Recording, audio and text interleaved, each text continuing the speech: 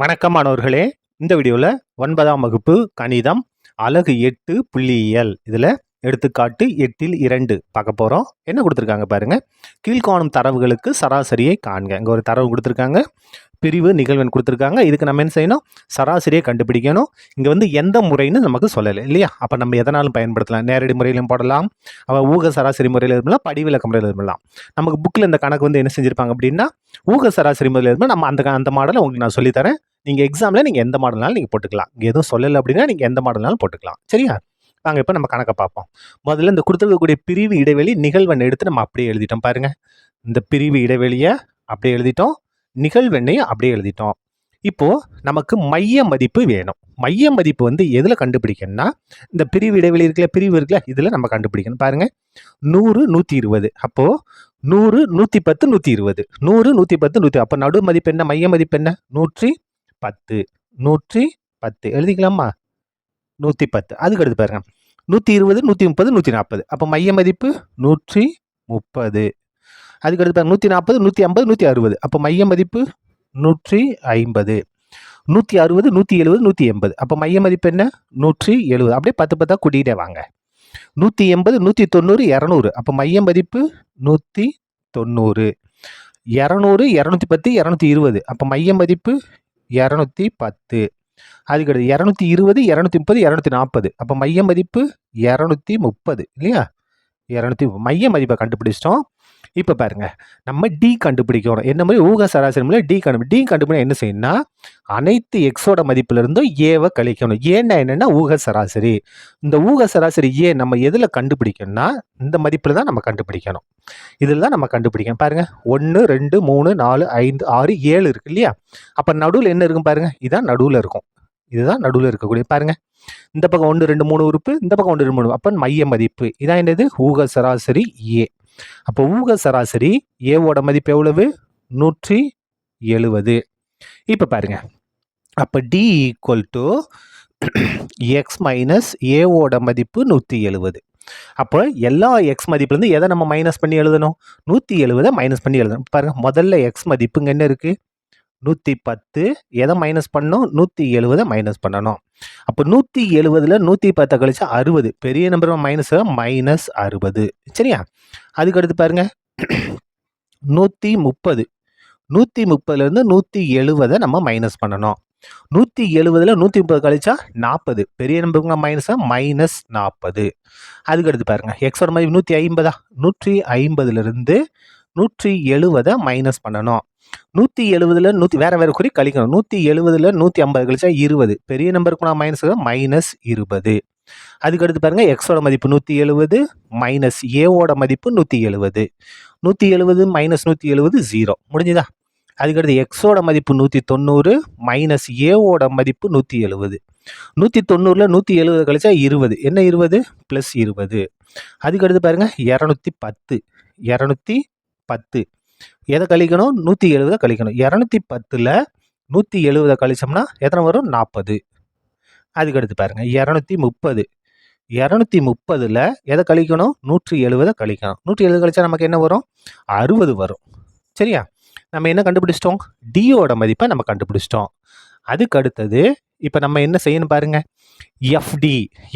எஃப்ஐயும் டியும் பெருக்கணும். பாருங்க, எஃப் இங்கே இருக்கு, டி இங்கே இருக்கு. இது ரெண்டையும் பெருக்கணும். 10ஐயும் -60 பெருக்கணும். என்ன வரும்? -600. -600. அதுக்கு அடுத்து பாருங்க, இங்கே 8 இருக்கு, இங்கே -40. 8ஐ 40 பெருக்கணும். 8 32. அப்போ 320. -320. அதுக்கு அடுத்து பாருங்க, இங்கே 4 இருக்கு, இங்கே -20 இருக்கு. அப்போ ப்ளஸ்ஸை மைனஸ் மைனஸா? 4 2 8, 4 20 80. 4 20 80. சரியா? அதுக்கு அடுத்து பாருங்க, 4ஐயும் 0 பெருக்குனா 0 தான். 4ஐயும் 0 பெருக்குனா 0. அதுக்கு அடுத்து பாருங்க, 3 20 பெருக்கிறோம். 3 20 60. 3 20 60. அதுக்கு அடுத்து பாருங்க, 1ஐயும் 40ஐயும் பெருக்க போகிறோம். 1 40 40. அதுக்கு அடுத்து பாருங்க, இங்கே 2 இருக்கு, இங்கே 60 இருக்கு. 2 60 120. எல்லாத்தையும் நம்ம என்ன செஞ்சிட்டோம்? எஃப்டியை கண்டுபிடிச்சி இப்போ எல்லாத்தையும் கூட்ட போகிறோம். என்ன செய்யணும்? Summation f d. இந்த மாதிரி போட்டால் என்னது? சம்மேஷன் கூட்டணும். எதை கூட்டணும்? எஃப்டியோட மதிப்புகளை கூட்டணும். கூட்டலாமா? இப்போ பாருங்க, இந்த இடத்துல ப்ளஸ் இருக்குது, மைனஸ் இருக்குது. அப்போ இதெல்லாம் கொஞ்சம் கவனமாக கூட்டணும். இந்த இடத்துல பாருங்கள், மைனஸு மைனஸு மைனஸ் எல்லாம் ஒரே குறியா. அப்போ கூட்டணும். கூட்டி பாருங்க, 320ஐயும் ஒரு 80ஐ கூட்டினா 400, 400ஐயும் 600ஐயும் கூட்டினா 1000. என்ன 1000? -1000 இங்கே எழுதுறேன் பாருங்க, -1000. அதுக்கு அடுத்து ப்ளஸில் இருக்கலாம், கூட்டலாமா? இந்த இடத்துல பாருங்க, இங்கே என்ன இருக்குது? 60 ஒரு 40 எத்தனை இருக்குது? 100. 100ஐ 120 விட 220. என்ன 220? Plus 220 plus 220. இது ரெண்டும் வேற வேற குறி. அப்போ கழிக்கணும் பாருங்க, 0 0 கழிச்சா 0. இங்கேருந்து கடை வாங்கினா 10, 10ல் 2 கழிச்சோம்னா 8. இந்த இடத்துல என்ன இருக்கும்? 9 இருக்கும். 9ல் 2 கழிச்சா 7. எது பெரிய நம்பர்? 1000க்கு பெரிய நம்பர் மைனஸ், அப்புறம் -780. அப்போது இந்த எஃப்டி எல்லாம் சுருக்கணும்னா நமக்கு என்ன வருது? -780 வருது. -780. அடுத்தது நம்ம எதை கூட்டோம்னா, அந்த நிகழ்வெண் இருக்கு இல்லையா, நிகழ்வெண்ணை நம்ம கூட்டணும். கூட்டலாமா? எஃப் பாருங்க, நிகழ்வெண் சம்மேஷன் எஃப் ஈக்குவல் டு கூட்டுங்க. 2 1 3, 3 3 6, 6 4 10, 14, 14 ஒரு 22, 22 ஒரு 10, 32. அப்போ எல்லாத்தையும் கூட்டினா நமக்கு ஆன்சர் என்ன வருது? 32. நமக்கு தேவையான எல்லா மதிப்பும் நம்ம கண்டுபிடிச்சிட்டோம். இப்போது ஊக சராசரி முறைக்கு ஃபார்முலா பாருங்க, x bar equal to a plus summation f d by summation f. சரியா? இப்போ பாருங்க, ஈக்குவல் டு எஃப் பாருங்க, சாரி ஏ பாருங்க, ஏ இங்கே நம்ம கண்டுபிடிச்சி வச்சுருக்கோம். எவ்வளவு? 170. ஏவோட மதிப்பு 170 ப்ளஸ் சம்மேஷன் எஃப்டி இங்கே கண்டுபிடிச்சிருக்கோம் பாருங்க, -780 பை சம்மேஷன் எஃப் இங்கே கண்டுபிடிச்சோம். எவ்வளவு? 32. இதுக்கு ஒரு ப்ராக்கெட் போட்டுக்கலாம். அடுத்த ஸ்டெப் பாருங்க, ஈக்குவல் டு 170 ப்ளஸ்ஸே மைனஸ் மைனஸு, ப்ளஸ்ஸே மைனஸ் மைனஸு 780 பை 32. இப்போ இதை நம்ம கேன்சல் பண்ண போகிறோம். கேன்சல் பண்ணுவோமா? எந்த வாய்ப்பாடு? 2ஆவது படிச்சு கேன்சல் பண்ணுங்கள். 16 2 32. இந்த இடத்துல 2 6, மிச்சம் 1 வந்தால் 18, 9 2 12, இந்த 0 அப்படியே வந்துடும். திரும்பியும் பாருங்க, 2ஆவது படி பண்ணலாமா? 8 2 16, இங்கே 2ஆவது பண்ணால் 2 2, 3ல் மிச்சம் 1 இங்கே வந்தால் 19, 19ல் 9 2 18, மிச்சம் 1 இங்கே வந்தால் 10, I 2 10. திரும்ப 2ஆவது படி பாருங்க, என்ன வரும் பாருங்க, 2ஆவது படி செஞ்சால் 4 2 8, இங்கே 2ஆவது பண்ணால் 18 எடுத்தோம்னா 9 2 18, மிச்சம் 1 இங்கே வந்தால் 15, 7 2 14, மிச்சம் 1, 1 2 கொண்டு வகுக்க முடியாது, இங்கே புள்ளி வச்சுட்டு இந்த 1 பக்கத்தில் 0 சொல்லுங்க, 10. அப்போ I 2 10. திரும்பியும் பாருங்கள், 2ஆவது படி 2 2 4. இப்போ பாருங்கள், 4 2 8, மிச்சம் 1 இங்கே வந்தால் 17, 17ல் 8 2 16, மிச்சம் 1 இங்கே வந்தால் 15, அப்போது 7 2 14, மிச்சம் 1 வகுக்க முடியாது, 0 சேர்த்தா 10. அப்போ I 2 10. திரும்ப 2ஆவது படி பாருங்கள், 2 2 முடிஞ்சது. இதோட 2 2 4, 4 2 8 புள்ளி வச்சாச்சு.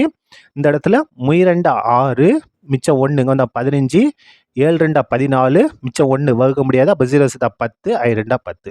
அப்போ 780 32 கொண்டு வகுத்தோம்னா என்ன வருது பாருங்க, 24.375 ஈக்குவல் டு 170 மைனஸ் 24.375. இப்போ பாருங்க, இதை நம்ம என்ன செஞ்சோம்னா 170 நம்ம மைனஸ் பண்ண போகிறோம். இந்த இடத்துல போட்டு மைனஸ் பண்ணுறோம் பாருங்க, 170 அப்படின்னா புள்ளி வச்சு நம்ம எத்தனை ஜீரோன்னு சேர்த்துக்கலாம். இங்கே 3 இலக்கம் இருக்குது, அதனால் புள்ளிக்கு அடுத்து 3 இலக்கம் சேர்த்துட்டேன். எதை கழிக்க போகிறோம்?